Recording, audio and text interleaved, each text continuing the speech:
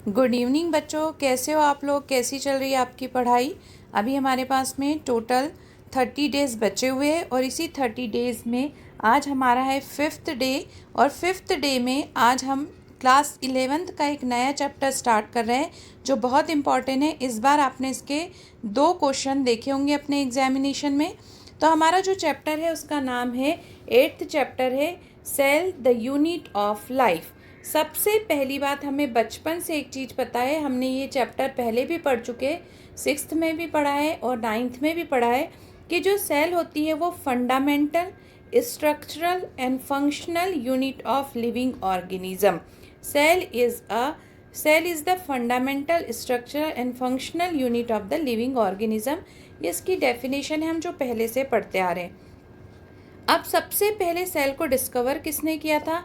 तो जो Robert Hooke है उन्होंने सेल को डिस्कवर किया था। और एंटन वॉन ल्यूवेनहॉक जो थे, इन्होंने फर्स्ट लिविंग सेल को ऑब्जर्व किया था। और फर्स्ट लिविंग सेल को इन्होंने किस में ऑब्जर्व किया था? तो ये किया था हमारी आरबीसी के अंदर। अब कुछ समय बाद क्या हुआ था कि इलेक्ट्रॉन माइक्रोस्कोप आने लगे थे और माइक्रोस्कोप के आने की वजह से सेल का जो स्ट्रक्चर है उसको देख पाना बहुत इजी हो गया था। इसीलिए जो है सबसे पहले इसके बाद में बनाई गई सेल थ्योरी। तो सेल थ्योरी बनाने में किस किस ने पार्टिसिपेट किया ये देखेंगे। तो सबसे पहले थे स्वीडन। जो साइंटिस्ट स्वीडन थे, इन्होंने 1838 में एक प्लांट सेल को ऑब्जर्व किया, क्योंकि मैंने अभी ऊपर बताया आपको कि माइक्रोस्कोप डिस्कवर हो गया था। तो इन्होंने क्या किया कि जो प्लांट सेल होती है उसको देखा, उसको ऑब्जर्व किया माइक्रोस्कोप में, और ये उसका कंक्लूजन निकाला कि जो प्लांट सेल होती है यानी जो प्लांट बना होता है वो किससे कंपोज्ड होता है? तो काइंड्स ऑफ सेल। ये बिल्कुल एनसीईआरटी की लाइन है और यहाँ से क्वेश्चंस आते हैं। इन्हीं के जो फ्रेंड थे, इनके साथ जो काम कर रहे थे लेबोरेटरी में, वो थे स्वान। और स्वान ने किसके बारे में बताया? उन्होंने सबसे पहली बात तो इन्होंने एनिमल सेल में तो एनिमल सेल की तो डिस्कवरी की थी, उस पर स्टडी की ही थी, लेकिन साथ साथ में सबसे पहले जो प्लाज्मा मेम्ब्रेन है उसके बारे में किसने बताया था? तो वो स्वान ने थे। और स्वान ने साथ ही में प्लांट सेल में सेल वॉल के बारे में भी बताया था। तो सबसे पहले यदि हमसे पूछा जाए कि स्वीडन ने किस पे स्टडी की थी, प्लांट और एनिमल पे, तो हमारा आंसर होगा प्लांट्स पे। दूसरी बात, जो हमारे स्वान थे उनने किस पे स्टडी की थी, प्लांट और एनिमल पे, तो एनिमल्स पे की थी। साथ में सबसे पहले प्लाज्मा मेम्ब्रेन को किसने डिस्कवर किया था? तो स्वान ने किया था। प्लांट में सेल वॉल को किसने देखा था? तो वो भी स्वान थे। अब ये दोनों साथ साथ में काम कर रहे थे और इन्होंने सेम ही बात की थी। तो इन्होंने सब सेम बात क्या कही थी? तो इनका जो थ्योरी है, जिसको ओल्ड सेल थ्योरी के नाम से भी जाना जाता है या फिर स्वीडन और सॉन की सेल थ्योरी के नाम से भी जाना जाता है, तो इन्होंने जो स्टेटमेंट दिया था उसमें लिखा था, he proposed a hypothesis that animals and plants are composed of cell and product of cell।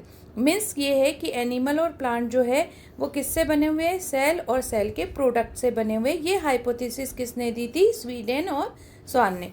लेकिन फिर दूसरे साइंटिस्ट आए जिनका नाम था रुडोल्फ वर्चो, और रुडोल्फ वर्चो ने एक ऑब्जेक्शन उठाया इस सेल थ्योरी पे कि ये सेल थ्योरी ये तो बताती है कि कोई भी एनिमल और प्लांट जो है वो सेल और उसके प्रोडक्ट से बना होता है, पर उन्होंने ये एक्सप्लेन नहीं कर पाए थे कि एक्चुअल में जो न्यू सेल है वो कहाँ से अराइज होती है। तो जो रुडोल्फ वर्चो थे उन्होंने बताया कि जो न्यू सेल है वो प्री एग्जिस्टिंग सेल से अराइज होती है, और इसी को उन्होंने कहा था ओमनी सेलुलर ई सेलुला। ये लाइन बहुत अच्छे से याद रखना कि ये कौन से साइंटिस्ट है जिसने ये कहा था ओमनी सेलुलर ई सेलुला।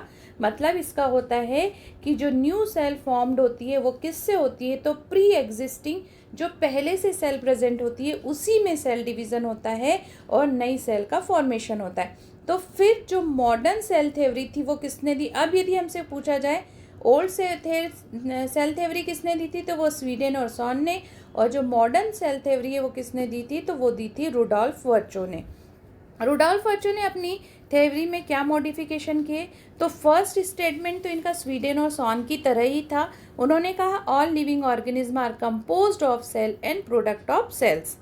सेकेंड में उन्होंने ये कहा कि all cells arise from pre existing sales.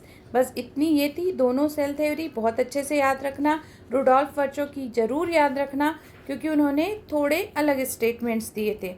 अब हम बात करते हैं ओवरव्यू ऑफ सेल कि सेल एक्चुअल में होती क्या है। तो जो सेल है वो उसके पास में क्या क्या होता है, क्या कंटेन करके रखती है। तो सबसे मेन चीज़ है साइटोप्लाज्म। साइटोप्लाज्म क्या होता है, तो ये सेमी फ्लूइड मैट्रिक्स होता है जो cellular activities and chemical reactions के लिए इम्पॉर्टेंट है। सेमी फ्लूइड है, सेलुलर, और ये वाली लाइन यहाँ से statement based question previous years में आया है कि इसमें जो साइटोप्लाज्म है उसका फंक्शन क्या है। तो ये सेलुलर एक्टिविटी और केमिकल रिएक्शन जो होती है वो कहाँ होती है, साइटोप्लाज्म में होती है। इसके बाद में बात करते हैं राइबोसोम्स की। तो राइबोसोम्स एक ऐसा ऑर्गेनील है सेल के अंदर जो नॉन मेम्ब्रेनस होता है, इसके पास में कोई भी बाउंड ऑर्गेनल्स नहीं होते। ये कहाँ होता है, तो साइटोप्लाज्म में। इसके अलावा क्या होता है, क्लोरोप्लास्ट होता है, माइटोकॉन्ड्रिया होता है, एंडोप्लाज्मिक रेटिकुलम होता है, और अदर सेल ऑर्गेनिज्म भी सेल में प्रेजेंट होते हैं। सबसे स्मॉलेस्ट सेल किसकी है, तो सबसे स्मॉलेस्ट सेल जो होती है वो माइकोप्लाज्मा की होती है। 0.3 माइक्रोमीटर इसकी लेंथ होती है। लार्जेस्ट आइसोलेटेड सिंगल सेल कौन सी होती है, तो एग ऑफ ऑर्चिड की होती है। लॉन्गेस्ट सेल, देखिए दो अलग अलग चीज़ें हैं जिस पे हमें फोकस करना है, एक है लार्जेस्ट और एक है लॉन्गेस्ट। यदि वो लॉन्गेस्ट की बात करता है तो नर्व सेल होती है, और लार्जेस्ट की बात करता है तो एक ऑर्चिड की जो सेल है वो लार्जेस्ट होती है। अब साइज, जो बैक्टीरिया है, बैक्टीरिया की जो सेल होती है वो किस साइज़ की होती है, 3 to 5 माइक्रो mm की ये होती है। अब हम अपनी आरबीसी की बात करते हैं। तो हमारी आरबीसी का जो सेल का साइज़ होता है वो होता है 7 मीटर, और ये किस में होता है, तो ये डायमीटर में होता है। अब हम देखें कि जो इसके फंक्शन है, किसके फंक्शन, सेल के फंक्शन है। इसमें इसका जो शेप है उसके बेस पर सेल कितने टाइप की होती है, तो based on the function shape of the cell में be disc like, polygonal, columnar, cuboid, thread like और इनरेगुलर शेप के बेस पर सेल 2 टाइप की होती है, प्रोकैरियोटिक सेल और यूकैरियोटिक सेल। तो सबसे पहले हम डिस्कस करने वाले हैं प्रोकैरियोटिक सेल के बारे में। प्रोकैरियोटिक सेल किसे कहते हैं, तो ऐसी सेल जिनके पास में मेम्ब्रेन बाउंड न्यूक्लियस और सेल ऑर्गेनेल्स एब्सेंट होते हैं। इसके पास में, यानी इसका मतलब ये है कि इनके पास ना तो माइटोकॉन्ड्रिया है, ना तो एंडोप्लाज्मिक रेटिकुलम है, ना ही गोल्जी एपरेटस है, ना ही न्यूक्लियस है। ये इनके पास केवल और केवल सेल मेम्ब्रेन होती है। और कुछ ऑर्गेनिज्म ऐसे होते हैं जिनके पास में क्या होता है, सेल वॉल प्रेजेंट होती है और साइटोप्लाज्म होता है। राइबोसोम्स होते हैं, इसके अलावा इनके पास कुछ भी नहीं होता। तो ऐसी सेल जिसमें membrane bound nucleus and organelles absent होते हैं, this cell is called prokaryotic cell. Prokaryotic cell के एग्जाम्पल है, याद कर लो फटाफट से। सबसे पहले बैक्टीरिया की सेल जो मोनेरा में आता है, ब्लू ग्रीन एल्गी ये भी मोनेरा में आता है, माइकोप्लाज्मा और पीपीएलओ क्या होता है, प्लूरोन्यूमोनिया लाइक ऑर्गेनिज्म, ये भी याद रखना है। तो ये सारे कैसे होते हैं, ये प्रोकैरियोटिक होते हैं जो हमारे एनसीईआरटी के एग्जाम्पल है। अब ये इनका कैरेक्टर क्या होता है, ये देखो बहुत स्मॉल होते हैं और बहुत फास्ट मल्टीप्लाई करते हैं। किसके कंपैरिजन में, यूकैरियोट्स के कंपैरिजन में, क्योंकि यूकैरियोट्स के पास में बहुत सारे ऑर्गेनेल्स होते हैं तो इनको मल्टीप्लाई करने में टाइम लगता है। ये चीज़ हम मोनेरा में पढ़ चुके हैं, एक बार हम यहाँ से फिर से पढ़ लेंगे कि जो बैक्टीरिया है उसके कितने साइज़ होते हैं। तो ये शेप और साइज़ के बेस पे जो बैक्टीरिया है वो 4 टाइप के होते हैं, बेसिलस, कोकस, विब्रियो और स्पाइरुलम। ये हम मोनेरा में पढ़ चुके, वहाँ पर इसके एग्जाम्पल भी दिए तो आप वहाँ से इसको पढ़ लें। अब हमने ये कहा कि प्रोकैरियोटिक के पास में ना तो सेल मेम्ब्रेन है, ना ही उसके पास में कोई सेल ऑर्गेनेल है, तो इसको अपने आप को प्रोटेक्ट करने के लिए किसी न किसी चीज़ की ज़रूरत तो होगी। तो इसके पास में होता है सेल एनवलप। हम जब भी किसी चीज़ को, ऐसी चीज़ जो हमारे लिए बहुत इम्पॉर्टेंट है, उसको हम किस में बंद करके रखते हैं, तो एनवलप में बंद करके रखते हैं। जो प्रोकैरियोटिक होते हैं बहुत स्मॉल होते हैं, इनके पास कुछ भी नहीं है प्रोटेक्शन के लिए, इसीलिए इनके चारों ओर बनाया जाता है सेल एनवलप। और ये सेल एनवलप किससे बना होता है, तो ये 3 चीज़ों से मिलकर बना होता है। सबसे पहला इसमें होता है ग्लाइकोकैलिक्स, फिर होता है सेल वॉल, उसके बाद में होती है प्लाज्मा मेम्ब्रेन या फिर सेल मेम्ब्रेन। तो इसकी आउटर मोस्ट लेयर जो होती है वो कहलाती है ग्लाइकोकैलिक्स। और ये कैसी होती है, तो बहुत थिक होती है। सारे बैक्टीरिया में इसकी जो थिकनेस है वो अलग अलग होती है। अब ये जो ग्लाइकोकैलिक्स है ये भी 2 टाइप के होते हैं। यदि ग्लाइकोकैलिक्स लूजली पैक्ड है, और लूजली पैक्ड है तो उसको हम क्या कहेंगे, स्लाइम लेयर। ये मैं यहाँ अंडरलाइन कर दे रही हूँ कि जो ग्लाइकोकैलिक्स की लेयर है, यदि ये लूजली पैक्ड है तो उसको हम स्लाइम लेयर कहते हैं, क्योंकि ये लूज पैक्ड होती है। और जो टाइट और टफ होती है उसको हम क्या कहते हैं, कैप्सूल। इसके बाद हम सेल वॉल की बात करते हैं, तो ग्लाइकोकैलिक्स के बाद में जो मिडिल लेयर होती है वो हमारी कहलाती है सेल वॉल। और माइकोप्लाज्मा को छोड़कर सारे के सारे प्रोकैरियोटिक्स में सेल वॉल प्रेजेंट होती है, जो इसको क्या करती है, तो एक स्ट्रक्चर प्रोवाइड करती है और साथ ही साथ में इसको कोलैप्स होने से बचाती है, क्योंकि इसके पास में कोई भी प्रोटेक्टिव लेयर नहीं होती।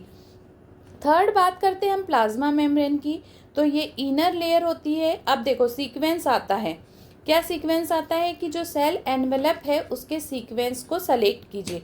तो outermost layer glycocalyx, middle layer cell wall, और इनर लेयर जो होती है वो होती है हमारी प्लाज्मा मेम्ब्रेन। तो इनर लेयर होती है और ये कैसी होती है, तो सेमी परमिएबल होती है नेचर में, है ना। और इसके आउटसाइड में ये जो है, इसमें क्या होता है, लिपिड होता है, और लिपिड के साथ में क्या होता है, प्रोटीन की ये लेयर होती है। और इसका जो स्ट्रक्चर होता है वो बिल्कुल यूकैरियोटिक सेल के इक्विवेलेंट होता है, इसमें कोई बहुत ज़्यादा डिफरेंस नहीं होता। अब जो एनवलप है वो क्या करते हैं, स्ट्रेन लेते हैं, तो इस स्ट्रेन के बेस पर ये 2 टाइप के होते हैं। यदि जो हमारी ग्लाइकोकैलिक्स की वॉल है वो स्ट्रेन को ले रही है तो वो ग्राम पॉजिटिव होते हैं, और यदि वो ये स्ट्रेन को नहीं ले रही है तो वो कैसे होते हैं, ग्राम निगेटिव होते हैं। अब बहुत मोस्ट इम्पॉर्टेंट एक इसकी प्रोकैरियोटिक के पास में ऑर्गेनील होती है, जिसको हम कहते हैं मीजोजोम।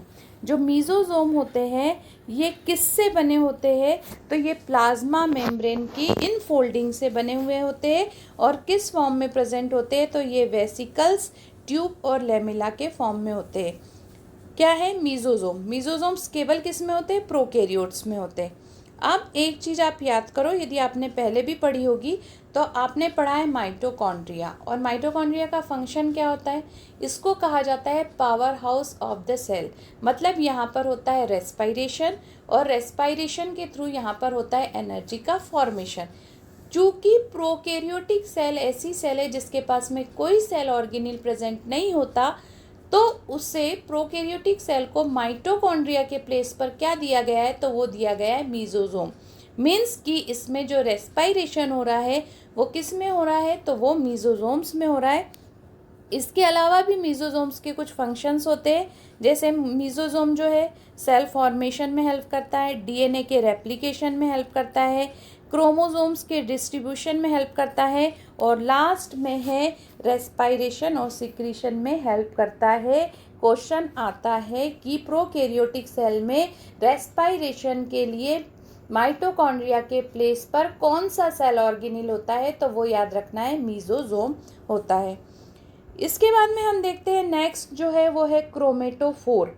क्रोमेटोफोर का फंक्शन क्या है, तो क्रोमेटोफोर के पास में एंजाइम्स होते हैं, प्लस इसके पास में पिगमेंट्स होते हैं जो फोटोसिंथेसिस करने में इनकी हेल्प करते हैं। और जैसा कि हमने साइनोबैक्टीरिया के बारे में पढ़ा है कि साइनोबैक्टीरिया के पास में क्लोरोफिल ए होता है जो फोटोसिंथेसिस करने में इसकी हेल्प करता है। तो ये हो गया हमारा कौन सा, क्रोमेटोफोर्स। इसके बाद में आ जाओ जेनेटिक मटेरियल कैसा होता है। अब हम देखते हैं कि प्रोकैरियोटिक सेल का जेनेटिक मटेरियल कैसा होता है। हमने प्रीवियस क्लासेस में ये पढ़ा है कि जो हायर प्लांट्स या हायर एनिमल्स या हायर ऑर्गेनिज्म होते हैं उनका जो जेनेटिक मटेरियल है वो न्यूक्लियस के अंदर न्यूक्लियर मेम्ब्रेन से कवर्ड होता है। बट प्रोकैरियोटिक के पास में तो कोई न्यूक्लियर मेम्ब्रेन होती नहीं है, क्योंकि उसके पास में न्यूक्लियस भी एब्सेंट होता है। तो अब हम देखेंगे कि इनका जेनेटिक मटेरियल कैसे रखा होता है। तो इसमें सबसे पहले न्यूक्लियोइड्स होते हैं जो नॉन मेम्ब्रेनस है और सर्कुलिक जीनोमिक डीएनए कहलाते हैं।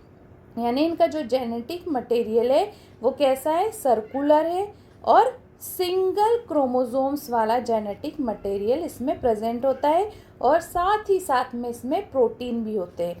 अब इनका एक बहुत इम्पॉर्टेंट और मेन फंक्शन होता है कि इनके पास में अपने खुद के डीएनए के अलावा भी एक और स्मॉल सर्कुलर डीएनए होता है जिसको हम कहते हैं प्लाज्मिड।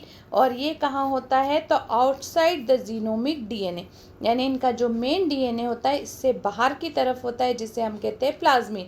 आप लोगों ने चूँकि बायोटेक पढ़ी हुई है तो बायोटेक में आपने पढ़ा होगा कि हम जो वहाँ पर वेक्टर के लिए यूज़ करते हैं वो किसका यूज़ करते हैं, तो हम इसी प्लाज्मिड का यूज़ करते हैं। इसके बाद में ये जो है जेनेटिक मटेरियल के अलावा भी इनके पास कुछ और कैरेक्टर्स होते हैं, जैसे इनके पास फ्लैजिला होते हैं। जो फ्लैजिला होते हैं ये कैसे होते हैं, फिलामेंटस होते हैं, थिन होते हैं और क्या करते हैं, सेल वॉल से बाहर की तरफ निकले होते हैं जिससे बैक्टीरिया जो है वो मोटाइल हो जाता है। इनका अरेंजमेंट और नंबर जो होते हैं वो डिफरेंट बैक्टीरिया में डिफरेंट होता है। अब ये जो फ्लैजिलम है इसको हम डिवाइड किस में करते हैं, तो इसको हम डिवाइड करते हैं hook, filament and basal body. ये याद रखना है, ये भी बहुत बार क्वेश्चन पूछा गया है कि जो बैक्टीरियल फ्लैजिलम है उसके कितने पार्ट होते हैं, तो उसके होते हैं 3 part, filament, hook and basal body. इसके बाद में जो फिलामेंट होता है वो कैसा होता है, तो लॉन्गेस्ट पोर्शन होता है और सेल वॉल की सरफेस से बाहर की तरफ निकला हुआ होता है। ये वाला पॉइंट फिर एक इम्पॉर्टेंट पॉइंट है जहाँ से भी बहुत बार क्वेश्चन आ चुके हैं और अभी भी आने के चांसेस है। ये है हमारा पिली और फिम्ब्री। दिस आर सरफेस, ये कहाँ पर होते हैं, तो प्रोकैरियोटिक सेल या बैक्टीरिया जो है उसकी सरफेस स्ट्रक्चर का ये फॉर्मेशन करते हैं। बट एक चीज़ याद रखना, यहाँ पे पिली के बारे में दिया है और फिम्ब्री के बारे में दिया है, तो वो क्वेश्चन पूछता है कि पिली और फिम्ब्री में से ऐसा कौन सा पार्ट है जो नॉन मोटाइल होता है, तो वो है हमारा पिली। जो पिली है वो मोटाइल नहीं होता, ये नॉन मोटाइल होता है।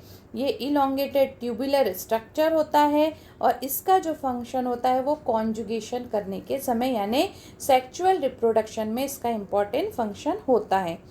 इसके बाद हम फिम्ब्री की बात करते हैं तो ये बहुत स्मॉल और ब्रिस्टल लाइक स्ट्रक्चर होता है ना, स्प्राउट आउट बाहर की तरफ, सेल से बाहर की तरफ निकला होता है और इसका जो फंक्शन होता है ये बैक्टीरिया को अटैच करके रखता है, कहाँ पर, रॉक्स पे, और जो स्ट्रीम कंडीशन वाले प्लेसेस होते हैं वहाँ पर ये इसको होल्ड करके रखने का काम करता है ताकि एयर से या फिर ये वाटर के थ्रू यहाँ से जब रॉक्स पे वाटर आएगा या एयर होगी तो ये वहाँ से बह ना पाए या हवा के साथ उड़ ना पाए, इसलिए इसमें क्या प्रेजेंट होती है, तो इसमें प्रेजेंट होती है फिम्ब्री।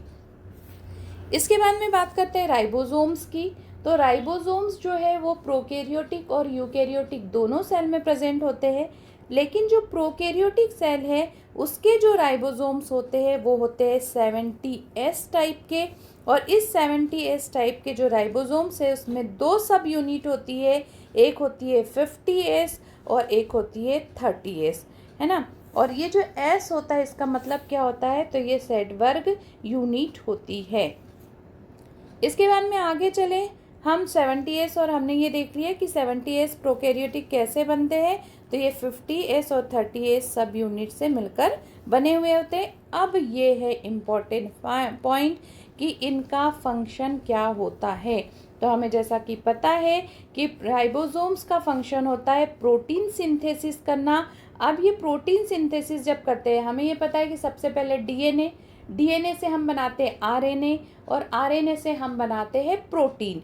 तो यहाँ पर जब आरएनए की चेन बन जाती है तो इस आरएनए की जो चेन है उसको हम क्या कहते हैं, तो इसको कहते हैं पॉलीराइबोसोम्स या पॉलीजोम्स। तो याद रखना कि आरएनए की चेन प्रोकैरियोटिक में क्या कहलाती है, तो पॉलीराइबोसोम्स या पॉलीजोम के नाम से हम इसको जानते हैं। तो जो राइबोसोम से वो क्या करते हैं, ट्रांसलेट करते हैं किसको, एमआरएनए को प्रोटीन में ट्रांसलेट करते हैं। और लास्ट इसका जो प्रोकैरियोटिक सेल है उसका जो ऑर्गेनेल होता है, ऑर्गेनेल तो नहीं कहा जा सकता, पार्ट जो होता है वो कहता है वो होता है इंक्लूजिंग बॉडी। और इंक्लूजिंग बॉडीज़ क्या होती है, तो ये भी नॉन मेम्ब्रेनस है। जैसे हमारा राइबोसोम्स भी नॉन मेम्ब्रेनस होता है, वैसे ये भी नॉन मेम्ब्रेनस होता है। और इसका फंक्शन क्या होता है, तो इसका फंक्शन होता है स्टोरेज, यानी रिजर्व मटेरियल को अपने पास में रखना। ये कहाँ प्रेजेंट होता है, तो ये प्रोकैरियोटिक सेल के साइटोप्लाज्म में होता है। ये जो फूड को स्टोर करता है वो किस फॉर्म में करता है, तो फास्फेट ग्रेन्यूल्स के फॉर्म में, साइनोफाइकिन ग्रेन्यूल के फॉर्म में और ग्लाइकोजन ग्रेन्यूल्स के फॉर्म में ये वैक्यूल्स के अंदर इसको स्टोर करके रखता है। अब इसमें कौन कौन से वैक्यूल्स बन सकते हैं, तो एक बनता है गैस वैक्यूल। और ये गैस वैक्यूल किस में होते हैं, तो ये होते हैं हमारे ब्लू ग्रीन एल्गी में एंड पर्पल एल्गी में। इसके बाद में ये किस काम में आते हैं, तो ये ग्रीन जो एल्गी होते हैं इसमें फोटोसिंथेसिस करने का काम करते हैं। तो इंक्लूजिंग बॉडीज़ जो है वो क्या है, तो स्टोरेज है किसका, जो रिजर्व फूड मटेरियल होता है उसके लिए। प्रेजेंट कहाँ होता है, तो साइटोप्लाज्म में होता है। तो ये आज हमारी जो पूरी इन्फॉर्मेशन थी वो किसके बारे में थी, हमने सेल पढ़ा, सेल क्या है, सेल थ्योरी पढ़ी। इसके बाद में हमने देखा कि सेल जो है वो 2 टाइप की होती है, प्रोकैरियोटिक सेल और यूकैरियोटिक सेल। अब हम इसको नेक्स्ट क्लास में कंटिन्यू करेंगे यूकैरियोटिक सेल के बारे में, क्योंकि आज हमने पूरा कंप्लीट कर लिया है प्रोकैरियोटिक सेल के बाद में।